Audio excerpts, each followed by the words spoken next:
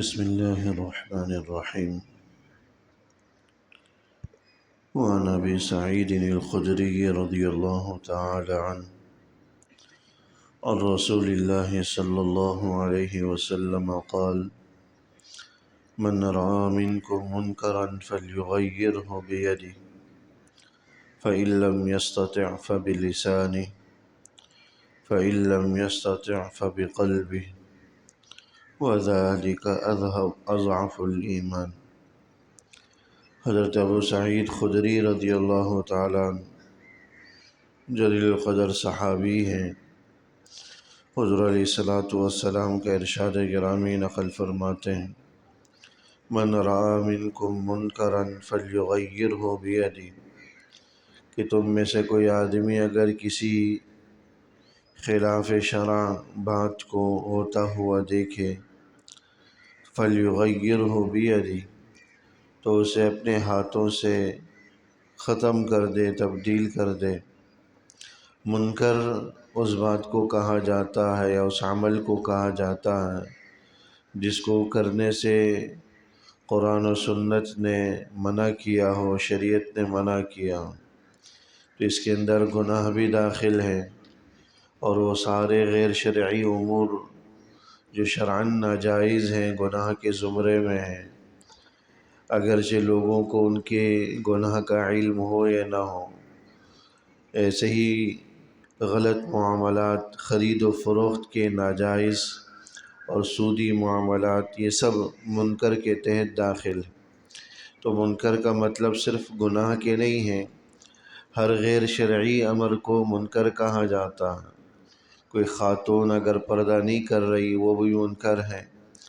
اسی طرح کوئی نماز نہیں پڑھ رہا وہ بھی منکر کے زمرے میں داخل ہے، کوئی روزے نہیں رکھ رہا تو بھی منکر کے زمرے میں داخل ہے۔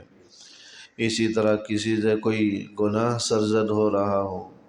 تو بھی منکر کے تحت داخل ہے۔ کوئی سود لے رہا ہے، کوئی رشوت لے رہا ہے، کوئی شراب پی رہا ہے، یہ ساری چیزیں منکر کے تحت آتی ہیں۔ منکر لفظی ترجمہ آتا ہے جس پر شریعت نے نکیر یعنی انکار کیا ہو، شریعت نے جس امر کا، جس بات کا۔ تو حدیث میں فرمایا جا رہا ہے کہ تم میں سے کوئی آدمی اگر کسی منکر کو یعنی خلاف شرع بات کو ہوتا ہوا دیکھے، خلاف شرع کام کو ہوتا ہوا دیکھے، فَلْيُغَيِّرْهُ بِيَدِهِ، اگر طاقت رکھتا ہے تو اپنے ہاتھوں سے اس خلاف شرع کام کو ختم کرے، روکے اس کو، اور اس کو خلاف شرع کرنے سے منع کرے۔ فَإِن لَّمْ يَسْتَطِعْ فَبِلِسَانِهِ، اور اگر اس کی طاقت نہ ہو، یعنی خلاف شرع امر کرنے والا اس سے زیادہ طاقت والا ہے، قوت والا ہے، تو فَبِلِسَانِهِ، تو کم سے کم زبان سے اس کو منع کرے کہ بھئی یہ کام نہیں کرنا چاہیے، اس کی یہ برائیاں ہیں۔ فَإِن لَّمْ يَسْتَطِعْ فَبِقَلْبِهِ، اور اگر زبان سے بھی برا کرنے کی طاقت نہ ہو کہ سامنے والا وہ زبان سے منع کرنے پر بھی لڑے گا، جھگڑے گا، الجھے گا، برا بھلا کہے گا، فتنہ اور انتشار ہوگا، تو فَبِقَلْبِهِ، تو کم سے کم دل کے اندر تو اس بات کو برا سمجھو، غلط سمجھو، ناجائز سمجھو۔ وَذَلِكَ أَضْعَفُ الْإِيمَانِ، فرمایا کہ یہ سب سے ایمان کا کمزور ترین درجہ ہے، یعنی سب سے اونچا درجہ تو یہی ہے کہ آدمی اپنے ہاتھوں سے اس خلاف شرع بات کو روکے۔ ہاتھوں سے روکنے کا مطلب یہ ہے کہ اپنے اختیار کو استعمال کرے، اپنی طاقت اور قوت کو استعمال کرے، اور زور زبردستی کے ذریعے بذریعہ طاقت اس خلاف شرع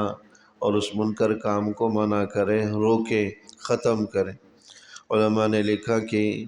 یہ جو درجہ ہے خلاف شرع امر کو روکنے کا، یہ صاحب اختیار اور صاحب اقتدار لوگوں کا ہے، جس کو اللہ جل شانہ نے اقتدار دیا ہے، اختیار دیا ہے، قوت اور منصب دیا ہے۔ یہ ان کی ذمہ داری ہے کہ خلاف شرع امر کو ہوتا ہوا دیکھیں تو اس کو روکیں، اس کو منع کریں۔ تو حکومتوں کا یہ اختیار ہے۔ اسی طرح جو حکومتوں کے ماتحت جو دیگر ارباب اختیار ہیں، منصب والے، جن کو ان کاموں کے روکنے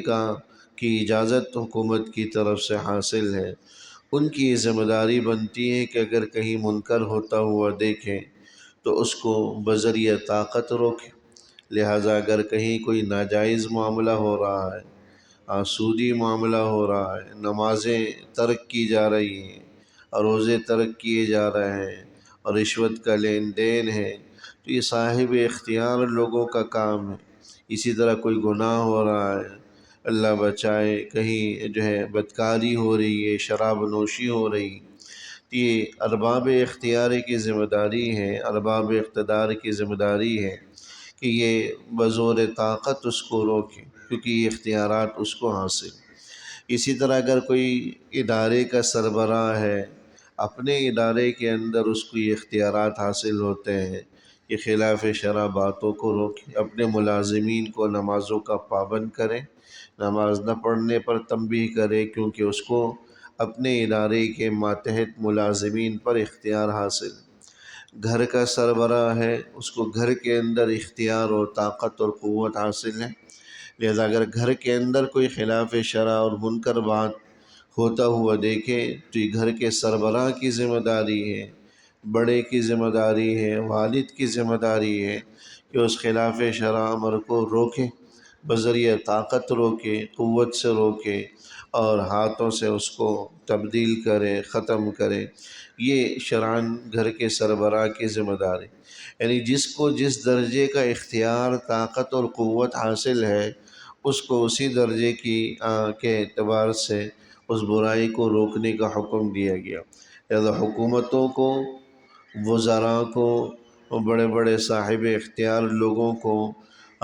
عمومی سطح پر اختیارات حاصل ہوتے ہیں، پورے عوام کی سطح پر عدالتیں ہیں، ان کو عوامی سطح پر اختیارات حاصل ہوتے ہیں، لہٰذا یہ ملکی اور عوامی سطح پر برائی کو روکے۔ ادارے کے سربراہ کو اپنے ادارے کی سطح پر اختیارات ہوتے ہیں، لہٰذا وہ اپنے ادارے کے اندر برائیوں کو ہوتا ہوا دیکھے تو بزور طاقت روکے، یہ اس کی ذمہ داری ہے۔ گھر کے سربراہ کو گھر کے اندر رہنے والے لوگوں پر اختیار حاصل ہے، یہ اس کی ذمہ داری ہے کہ گھر کے اندر کوئی برائی ہوتا ہوا دیکھے تو اس کو بذریعہ طاقت روکے، بذریعہ قوت روکے۔ فَإِن لَّمْ يَسْتَطِعْ فَبِلِسَانِهِ، اور اگر اس کی طاقت نہ ہو، یعنی کوئی ایسا معاملہ ہو جو اس کے دائرہ اختیار میں نہیں آتا ہو اور حکومتیں بھی اس پر کچھ ایکشن نہ لے رہی ہوں، تو کم سے کم لوگوں کو چاہیے کہ زبان سے اس کو منع کریں، کیونکہ یہ اختیار تو ہر آدمی کے پاس ہوتا ہے۔ زبان سے منع کرنے کا مطلب یہ ہے کہ اس خلاف شرع کام کی برائیاں بیان کرے، بھئی دیکھو یہ نماز نہ پڑھنے کا یہ نقصان ہے، نماز پڑھنے کے یہ فضائل ہیں، اس گناہ کے یہ نقصانات ہیں، اس پر اللہ نے یہ سزائیں لکھی ہیں، زنا کی، شراب نوشی کی، رشوت کی، سود خوری کی، ان کی سزائیں اور وعیدیں بیان کریں۔ اللہ نے جو قرآن اور احادیث مبارکہ کے اندر ان برائیوں کی جو سزائیں بیان کی ان کو بیان کریں، ان کا تذکرہ کریں، یعنی ان کو یہ بات پہنچائیں کہ یہ ناجائز کام کر رہا ہے، کوئی سودی معاملہ کر رہا ہے، کوئی اسی طرح کوئی ناجائز کام کر رہا ہے، تو فبلسانی، تو کم سے کم زبان سے اس کو منع کریں اور زبان سے اس کو روکنے کی کوشش کریں۔ لیکن اگر سمجھتا ہے کہ زبان سے روکنے میں، دیکھیے زبان سے روکنے کے اندر بھی ضروری ہے کہ حکمت کے تحت روکے۔ ایک آدمی زبان سے تو روکتا ہے، لیکن وہ انداز اگر روکھا اور سخت اختیار کرے، انداز حکمرانہ اختیار کرے، تو بدمزگی پیدا ہوگی۔ کبھی بھی انسان کی نصیحت دوسرے کو اس وقت تک کارگر نہیں ہوتی جب تک کہ یہ نصیحت انسان حکمت کے ساتھ، مصلحت کے ساتھ نہ کرے۔ گھر کے اندر بھی رہتے ہوئے ہر بات کو حکمت اور مصلحت کے ساتھ کہی جائے تو ماتحت لوگوں کے لیے قابل عمل ہوتی۔ اگر حکمت مصلحت کے ساتھ نہ ہو تو ماتحت لوگوں کے لیے بھی وہ قابل عمل نہیں ہوتی، بلکہ مزید تنفر کا، وحشت کا باعث ہوتا۔ آدمی بیوی بچوں کو بھی کہ اگر حکم دے رہا ہے، کسی بات کی تلقین کر رہا ہے، اگر اس میں بھی اگر انداز روکھا رکھا اور انداز غلط رکھا، جس انداز کو وہ بیوی بچے اپنی بے عزتی محسوس کریں، یاد رکھیے گا گھر کی سربراہ کی بات بھی قابل عمل نہیں ہوگی، اس پر بھی عمل نہیں کرے۔ اس لیے علماء نے لکھا کہ جب بھی کسی سے کوئی بات کریں تو حق بات کریں اور درست نیت کے ساتھ، حق نیت کے ساتھ کریں اور حق طریقے سے کریں۔ نیت بھی درست ہونی چاہیے کہ سامنے والے کو نیچا دکھانا مقصود نہ ہو، اس کو ذلیل کرنا مقصود نہ ہو۔ نمبر دو، طریقہ بھی حق ہونا چاہیے کہ سب کے سامنے نہ ٹوکے، اس کی برائی کا اظہار نہ کرے، اس کی غلطی کا اعلان اور تشہیر نہ کرے، تنہائی میں اور خلوت میں، اور جو ہے اس انداز سے سمجھائیں کہ وہ اس کو سمجھ جائے، اس کو اپنی بے عزتی محسوس نہ کرے۔ تو یہ دوسرا درجہ ہے برائی کو روکنے کا کہ فَإِن لَّمْ يَسْتَطِعْ فَبِلِسَانِهِ، اگر ہاتھ سے نہیں روک سکتا تو زبان سے منع کرے، اس کی برائیاں بیان کرے۔ اور زبان سے بھی روکنے کی طاقت نہیں ہے، سمجھتا ہے کہ اگر میں منہ سے بولوں گا، منع کروں گا تو وہ لڑنے کو آ جائے گا، جھگڑا کرے گا، فتنہ انتشار ہوگا، تو پھر فرمایا کہ اس کو بھی ترک کر دے، تو کم سے کم دل کے اندر اس عمل کو برا سمجھے۔ فَإِن لَّمْ يَسْتَطِعْ فَبِقَلْبِهِ، دل کے اندر برا سمجھے، یعنی گناہ کو گناہ تو سمجھے، برائی کو برائی سمجھے، منکر کو منکر سمجھے۔ گناہ کے گناہ ہونے کی حس کا مر جانا یہ بہت خطرناک ہوتا ہے کہ گناہ کے گناہ ہونے کی، ناجائز کے ناجائز ہونے کی حیثیت ہی ختم ہو کر رہ گئی۔ لوگ اب اس امر کو گناہ اور غلط ہی نہیں سمجھتے۔ رشوت عام ہے، سود عام ہے، لوگ جو ہے نا علی الاعلان سود لے رہے ہیں، اس کو گناہ ہی نہیں سمجھا جا رہا۔ نمازیں ترک کی جا رہی ہیں، لوگ معیوب ہی نہیں سمجھتے۔ تو یہ خطرناک چیز ہے۔ بعض روایات کے اندر آتا ہے بعض قوموں پر اللہ کا عذاب آیا تو ان میں کچھ نیک لوگ بھی موجود تھے جو دین پر عمل کرنے والے تھے، تو فرشتوں کو حکم دیا کہ سب کو اپنے عذاب میں لے لو بھائی۔ اور جو لوگ نیک پارسا تھے، فرشتوں نے پوچھا کہ اس کا کیا ہو، تو اللہ نے حکم دیا کہ ان کو بھی عذاب میں ڈال دیا جائے، اس لیے کہ وہ برائی کو برائی سمجھتے نہیں تھے، برائی کو روکتے نہیں تھے۔ تو اس لیے حدیث میں فرمایا گیا تو کم سے کم دل کے اندر اس کو برا سمجھے، اس گناہ کو گناہ سمجھے، اس خلاف شرع بات کو ناجائز سمجھے۔ وَذَلِكَ أَضْعَفُ الْإِيمَانِ، یہ ایمان کا سب سے ادنا درجہ ہے۔ یعنی اگر ایک آدمی گناہ کو گناہ بھی نہیں سمجھتا تو گویا کہ اس کی ایمان کی کوئی ضمانت، کوئی گارنٹی نہیں ہے، اس کا ایمان بھی بچا ہوا ہے، اس کا ایمان بھی سالم ہے یا نہیں۔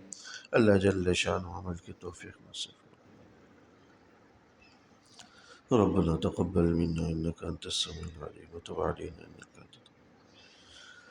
وصلى الله تعالى على خير خلقه محمد وآله وصحبه أجمعين برحمتك يا رب